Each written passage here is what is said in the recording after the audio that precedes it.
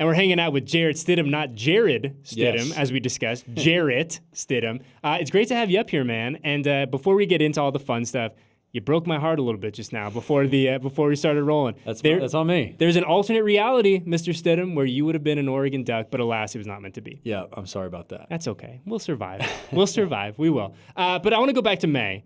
You find out you're going to be the newest member of the Silver and Black. I imagine that on a very kind of life level, you have your life in New England, you kind of know where to go grocery shop and all that stuff. And then you get a phone call that says, hey, you're headed west to Las Vegas. I mean, kind of just take me back to what that was like, those conversations, and ultimately how the feeling changes, I imagine, over a pretty crazy 24 hours for you. No doubt. I mean, that, back in the spring, life was just crazy at that time anyway, because my wife and I had our daughter April 1st. So we had that going. And then right after that is when, 2 weeks after that or whatever it was, off-season program started. And obviously I was still in New England, and I was just thinking, okay, time to compete for a spot, all that kind of stuff. And then the trade happens. And then so I have to leave my wife with a newborn for however long it was. And so we had that going, and then trying to, get from one side of the country basically to the other, and packing up, moving, scheduling, moving companies to do this and that, transferring car, all this stuff. It was so hectic. But, very, very fortunate to be a part of, this organization, a part of this team. Couldn't be more fired up, obviously, to be here. So it was all kind of a whirlwind at the time, and just lots of life stuff happening. But it's great. I mean, I'm happy to be here, and my wife and I are, loving every second of living here. So what's the initial because I imagine that I can't imagine something like that as a text message, right? Someone's got to call you at some point. Right. What's the initial response when that happens? So it was funny. I was actually lifting. I was working out one morning. It's 7 a.m. And I'm just minding my own business. And then all of a sudden, a scout walks in. He says, hey, coach wants to see you in his office. And I was like, okay, that's usually not a good thing. Yeah. Usually that means you're getting... Historically speaking, yeah. Yeah, so I was like, oh, shoot.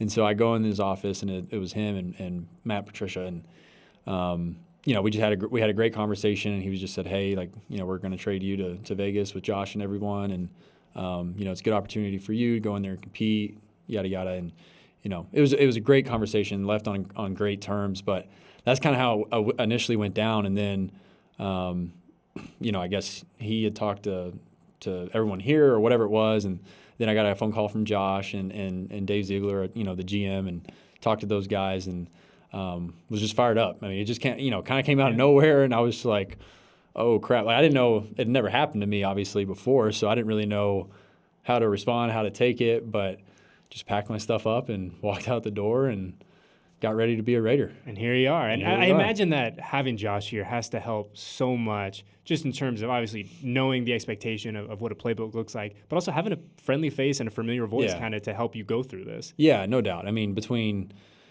the GM, Dave, between Josh, Bo, the quarterback coach, Mick Lombardi, the OC, Carmen Brasillo, the O-line coach, those 5 guys, I was with them the last couple of years. I mean, we're talking about all those familiar faces that you have in New England. We just wrap up joint practices with the Pats. Who is the most popular former Patriot out there? We got you, Bolden, Josh. I mean, you named off 9 different dudes. I know. Who had to have the most pre-practice daps the past 2 days? I don't know. That's a good question. I mean, we, joint practices are always fun. For one, you get to compete against another team, not just beat each other up, the entire time. And,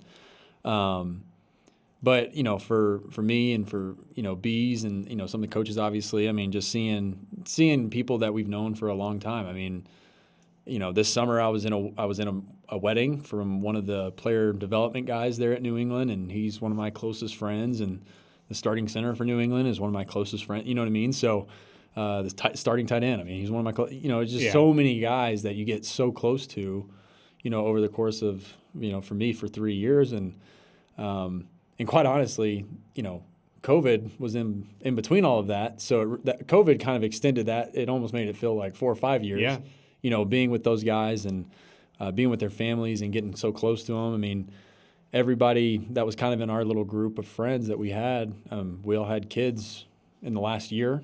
Every single one of us had kids at relatively the same time. So, the kids are kind of growing up together too. So it's just kind of, it's good to see everybody. It really is. And you bring up such a good point about the COVID year, right? Or I guess years, plural. Yeah, I guess we were still kind of in the protocol a little bit last year. But like, I think about that all the time where like, I think the one thing, I don't want to say good things, I don't think there's really anything good that came out of that, but I think the one thing you can kind of point out is like, hey, that was a nice aspect of it, is the chance you had with the people here to like spend time together, right? Because we were all kind of living in the same, like, no one's going anywhere, no one's going on vacation. Right. You got these guys, right? You kind of get within your own little bubble, because obviously things weren't happening, you weren't going places, doing things, and so you kind of, you found your bubble that you kind of just stuck to, and for me, that was, a group of, 6 or 8 of us that always hung out, outside of work, and that was just kind of our thing. So. Yeah, you got to make the best of it. I think that's the one thing we learned a lot over the past couple of years. Like, there's this myth of like the perfect situation, the perfect job, the perfect whatever. Like, it just doesn't exist. No doubt. And you got to do the best you can with the people that you got, and right. have some fun along the way, right? That's exactly but right. It's such a such a unique time of the year, right? Where you see all these transactions, guys are coming in, guys are leaving, guys are, unfortunately their season is ending early because of injury. Like, you see it across the league, right?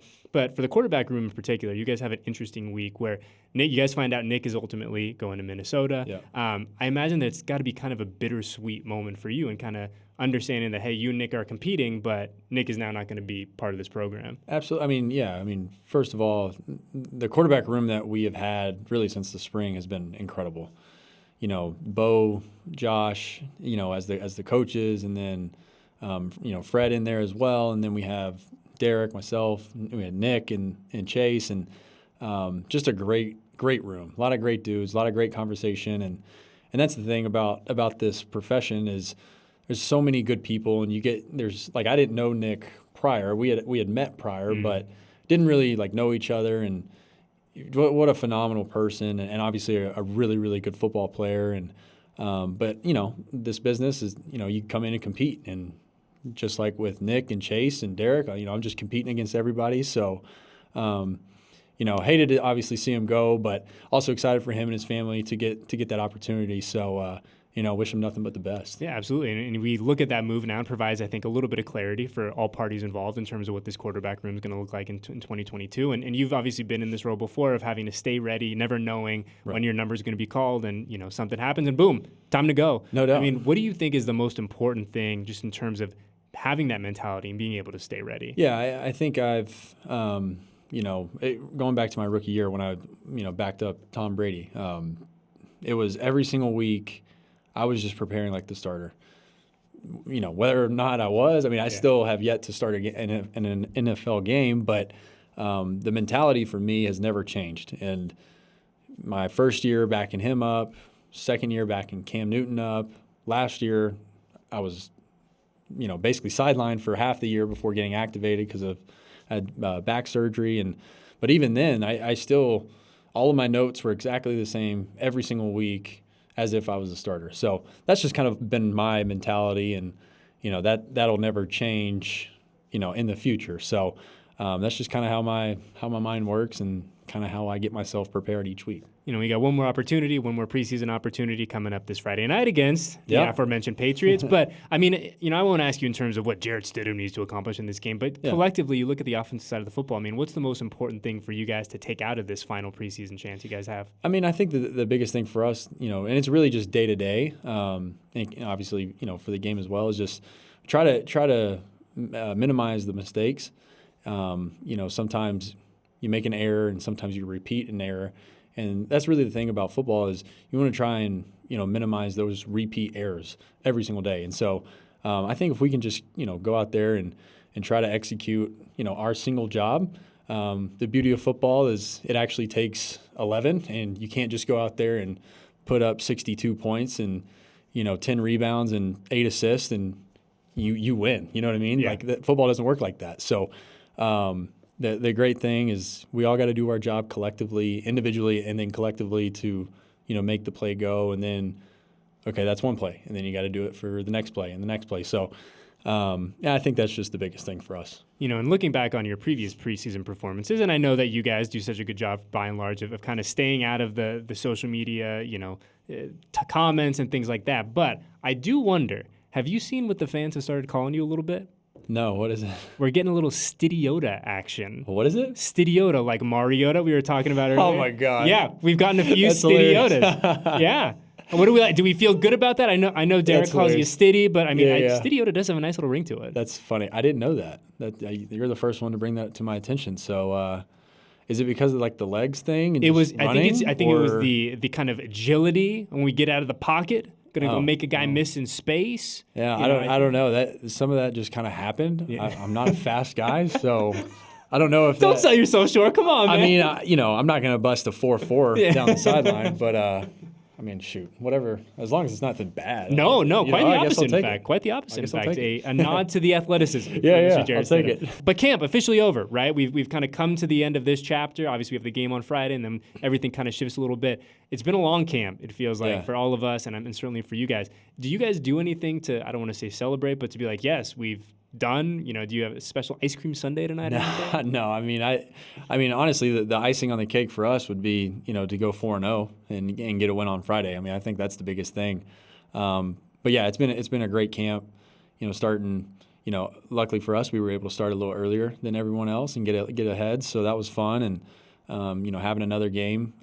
I was super excited about that. Obviously, just getting another game under our belts. So yeah, it's been a great camp. It's been a lot of fun, a lot of work, and it's been, like I said, just been a lot of fun. Yeah, and we're excited now, I think, to get through Friday, right? Safe and sound. That's obviously priority number one, but then start to look ahead to week 1. Yeah. I think all of us here in the building. Well, it's just good because football's back. Yes. And there's nothing better than the fall season and just football, and football's finally back. College ball on Saturday, you guys on Sunday. Doesn't get much better than that, my friend. Exactly. Does not. That's exactly right. Hey, man, we appreciate you taking some time out during a busy time of the year for you. Stay safe, stay healthy, and we'll see you on Friday, okay? Awesome. Thank you, guys.